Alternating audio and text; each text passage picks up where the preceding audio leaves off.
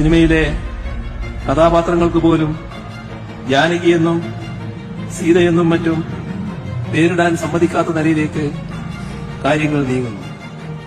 സമാധാനവും സന്തോഷവും ഇല്ലാതാക്കുന്ന ഇത്തരം കലാപകാരികളെ ചെറുത്തുതോൽപ്പിക്കാനുള്ള നല്ലൊരായുധം കൂടിയാണ് കല. അവരുടെ തെട്ടൂരങ്ങൾ കാറ്റിൽ പറത്തി പുതുതലമുറയിലെ പ്രതിഭാശാലികളായ നിങ്ങൾ ജാതിയോ മതമോ നോക്കാതെ കലകൾ അവതരിപ്പിക്കുക. പറയേണ്ട കാര്യങ്ങൾ കൃത്യമായി തന്നെ പറയേണ്ട ഇടത്ത് പറഞ്ഞു വെച്ചിട്ടുണ്ട്. അത് മുമ്പും പറയുന്നുണ്ട്, ഇപ്പോഴും പറഞ്ഞിട്ടുണ്ട്.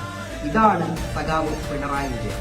ഇതുപോലെ മനുഷ്യന്റെ മാനസിക ഉല്ലാസങ്ങളിലേക്ക് പോലും കടന്നുകയറ്റം നടത്തുന്ന വർഗീയ ഫാസിസ്റ്റ് ശക്തികളെ ചെറുത്തു നിർത്താൻ ഇടതുപക്ഷമല്ലാതെ മറ്റേത് പ്രസ്ഥാനമുണ്ട് എന്ന് നമ്മൾ ഓരോ ജനങ്ങളും മനസ്സുകൊണ്ട് ആലോചിക്കുന്നത് ഒത്തിരി നന്നാവും.